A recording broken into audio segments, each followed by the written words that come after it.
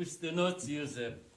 Modlimy się za Twoja dusza w śpiewie, a także i w słowie.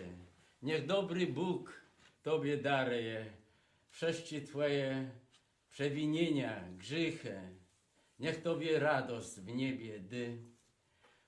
O jaką my modlitwie prosimy.